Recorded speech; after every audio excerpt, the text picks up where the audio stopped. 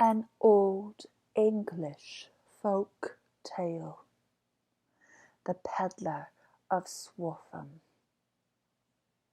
Legend has it that hundreds of years ago, in the village of Swaffham, in the country of Norfolk, England, there lived a pedlar who was plagued by a certain dream.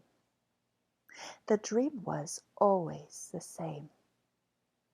In his sleep, a voice came to him and said that if he stood on London Bridge, he would hear joyful news. At first, the pedlar took no notice. For him to go to London would not be easy. He would have to walk there and sleep in barns or under hedges along the way. The dreams persisted. The voice was so insistent that the pedlar became upset and worried. He dreaded going upstairs to bed. At last he said to his wife, "It is no use. I shall have to go to London and stand on London Bridge, or I shall know no peace for the rest of my life." He packed a few belongings, some food, a little money, and walked the long road to London. In those days, London Bridge was a bustling place with houses and shops on either side. For several days, the pedlar stood on the bridge, first in one spot and then another, but no one spoke to him, and no one gave him joyful news. "Oh, I was a fool to come," he told himself, but he still waited. Finally, when he had nothing but a crust of bread in his pocket, and knew that he must depart for Norfolk within the hour, a shopkeeper stepped from his shop and came and spoke to him. "Satisfy my curiosity," said the shopkeeper. "I have seen you here for several days past.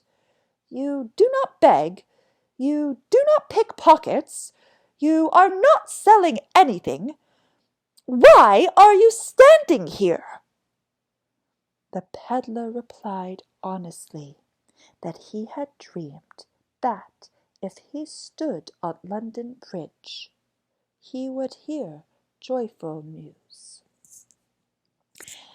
At that, the shopkeeper burst out laughing. "You do not want to take notice of foolish dreams," he said. "Why, I keep having this dream that if I go to Swaffham in Norfolk, a place I know nothing of, and ask for the pedlar's house, and go into the orchard at the back and dig under a great oak tree, then I shall find a hoard of treasure. What nonsense! Why, I am sure that if I took any notice of that dream, I should make a long journey to Swaffham, and when I get there find nothing. You be off home, my friend, and take no notice of dreams." At once the pedlar hurried home to Swaffham. He went into the orchard at the back of his house and dug under the great oak tree. He found a chest of treasure and was wealthy for the rest of his life. Being a God-fearing man, the pedlar gave some of the money for the repair of the local church, and inside it he had a statue raised of himself, with his pack on his back and his dog at his heels, walking towards London Bridge, where he had indeed heard such joyful news.